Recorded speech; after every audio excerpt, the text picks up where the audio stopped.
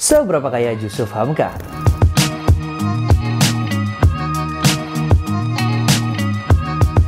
Bos jalan tol ini diketahui memiliki total kekayaan mencapai 15 triliun rupiah, di mana hasil kekayaan tersebut didapatkan sebagai mayoritas pemegang saham PT Citra Marga Nusapala Persada Tbk yang mengoperasikan beberapa jalan tol besar di Indonesia. Bahkan Yusuf Hamka pernah membeberkan berapa biaya pembuatan jalan tol, di mana untuk 1 km jalan tol bisa memakan biaya hingga 700 miliar rupiah, dan salah satu proyek di Tanjung Priok sampai Pluit sepanjang 9,6 km, investasinya bisa mencapai 16 triliun rupiah. Dengan kekayaan sebanyak itu, Yusuf Hamka pernah membeli mobil mewah seperti Ferrari, McLaren, Lamborghini, Bentley, hingga Alphard. Nah, sebelum aku lanjut lebih dalam lagi tentang seberapa kaya Yusuf Hamka ini, buat teman-teman yang baru di sini, tetap support aku dengan cara klik tombol subscribe-nya, karena subscribe itu gratis guys. Dan jangan lupa untuk pencet tombol loncengnya biar setiap ada video seperti ini nih, video baru berikutnya langsung masuk di notifikasi kamu. Kita lanjut ya. Alhamdulillah kita harus punya mimpi. Kekayaan Yusuf Hamka sebagian besar berasal dari bisnisnya dalam bidang konstruksi, khususnya pembangunan jalan tol dalam kota. Melalui PT Citra Marga Nusapala Persada Tbk, Yusuf Hamka mampu mengerjakan sejumlah proyek jalan tol dengan total nilai hingga triliunan rupiah. Tak heran jika dilansir dari beberapa sumber, jika harta kekayaan Yusuf Hamka bisa mencapai 15 triliun rupiah. Meskipun begitu, dia mengaku bahwa menjalankan usaha dalam bidang konstruksi jalan tol bukanlah pekerjaan yang mudah, di mana bisnis ini harus menyiapkan biaya sekitar 700 miliar hanya untuk membangun 1 km unit jalan tol. 1 kilonya paling antara 500 sampai 700 miliar. Widih! Namun karir Yusuf Hamka dalam bidang konstruksi telah terbukti sukses dengan jabatannya sebagai komisaris utama PT Mandara Permai. Beliau juga pernah menjabat sebagai komisaris independen PT Indo Mobil Sukses Internasional Tbk. Gak hanya itu, sumber kekayaannya juga dia peroleh dari beberapa jabatan lain, seperti komisaris PT Indosiar Visual Mandiri, komisaris PT Citra Marga Tama Surabaya, dan komisaris PT Mitra Kaltim Resources Indonesia. Seperti yang kita udah tahu bersama, beliau merupakan pemegang mayoritas saham PT Citra Marga Nusapala Persada. PT tersebut adalah salah satu kontraktor swasta yang banyak terlibat dalam pembangunan jalan tol di Indonesia. Bahkan saat ini, PT tersebut sedang mengerjakan proyek Harbor Road 2 di Jakarta senilai 16 triliun rupiah dan proyek NS Link di Bandung senilai 9 triliun. Dengan demikian, total nilai proyek yang Yusuf Hamka kerjakan adalah 25 triliun rupiah. Adapun bisnis Yusuf Hamka dalam bidang kepemilikan jalan tol seperti ruas tol IR Wiyoto Wiono Cawang, Tanjung Priok, dan tol pelabuhan. Kemudian ada ruas tol Bogor Outer Ring Road, jalan tol Depok sampai Antasari, tol Soreang sampai Pasir Koja, tol Ciliwenyi sampai Sumedang sampai Dahuan, dan jalan tol Waru sampai Juanda. Jadi kita langsung masuk ke sedikit cerita perjalanan hidup Yusuf Hamka. Yusuf Hamka atau yang dikenal dengan nama Babah Alun adalah seorang politisi, motivator, dan pengusaha Muslim Tionghoa Indonesia yang pernah menjadi bendahara TKN Joko Widodo dan Ma'ruf Amin. Politisi Partai Golkar ini juga menjabat staf khusus di Kemensos. Yusuf Hamka memeluk Islam saat bertemu Buya Hamka di usia 23 tahun pada tahun 1981.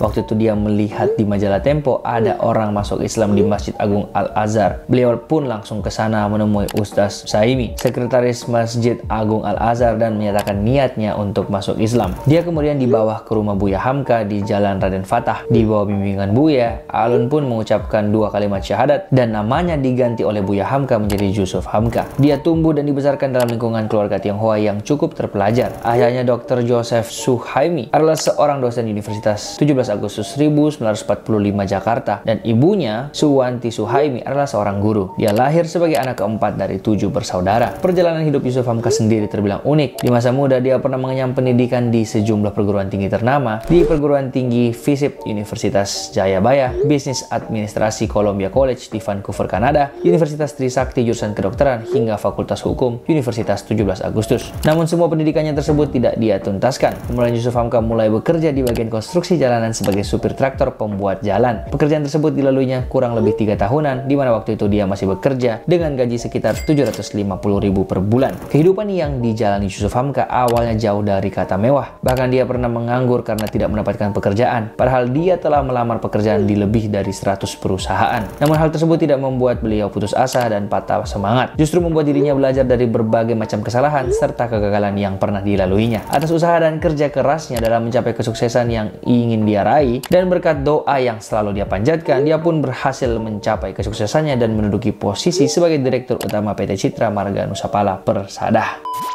Sekarang saatnya kita masuk ke aset atau barang mewah yang dimiliki Yusuf Hamka.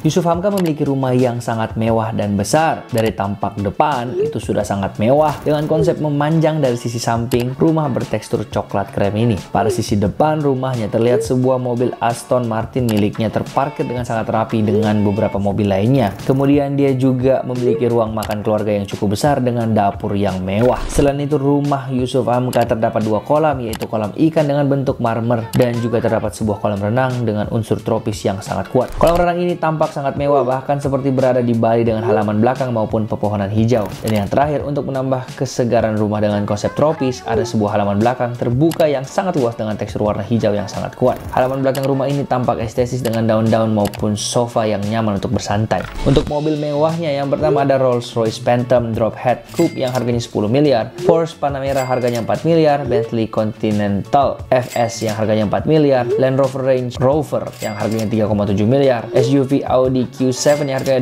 2,4 miliar, dan masih banyak yang lain. Selain itu, dilansir dari beberapa sumber, mobil mewah Yusuf Hamka bisa mencapai 40 buah, namun sudah dijual sebagian hingga tersisa 20 mobil aja. Dia menjual mobilnya karena uangnya ingin digunakan untuk bisa memberkati lebih banyak orang. Kayaknya masih banyak banget aset-aset yang belum bisa aku sebutin satu persatu. Sekarang aku mau jelasin secara singkat aja 7 ruas jalan tol yang beliau kelola. Yang pertama, ruas tol IR Wiyoto Wiono Cawang sampai Tanjung Priok. Yusuf Hamka adalah pemilik konsensi dari ruas tol Cawang sampai Tanjung Priok. Ruas tol IR Wiyoto Wiono merupakan ruas tol pertama yang menggunakan sistem layang dengan teknik sosro bahu di Indonesia. Panjang tol ini sekitar 15 km yang melintang dan melewati wilayah Jakarta Timur, Jakarta Pusat, dan Jakarta Utara. Kedua, tol pelabuhan. Tol pelabuhan atau yang dikenal dengan tol Ancol ini adalah ruas tol lanjutan dari tol IR Wiyoto Wiono. Tol ini memiliki panjang sekitar 13 km yang melintasi Jakarta Utara. Rencananya ruas tol pelabuhan ini akan menyambung dengan tol Pelabuhan 2 yang akan dibangun oleh Yusuf Hamka juga. Ketiga, jalan tol Depok Antasari. Jalan tol yang sering disebut sebagai jalan tol Andara ini memiliki panjang kurang lebih 21 km. Tol ini merupakan kepemilikan Yusuf Hamka melalui entitas PT Citra Wasputoa. Ruas tol Depok Antasari nantinya akan terkoneksi langsung hingga Kabupaten Bogor maupun ruas JOR 2 yang sedang dalam tahap konstruksi. Keempat, ruas tol Bogor Outer Ring Road.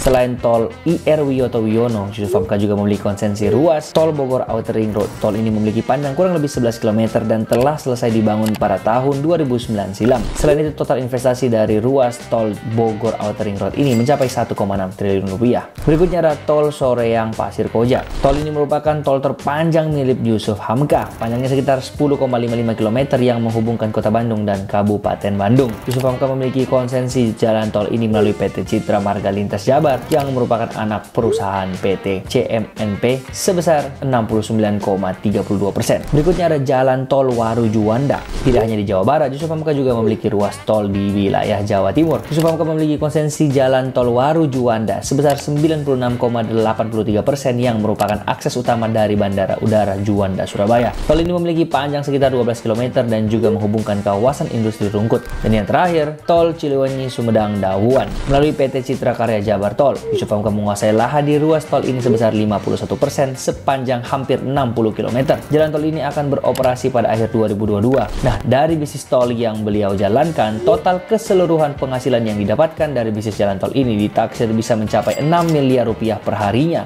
Kemudian, sebagian 55% keuntungannya dibagikan kepada perusahaan milik Yusuf Hamka senilai 3,3 miliar.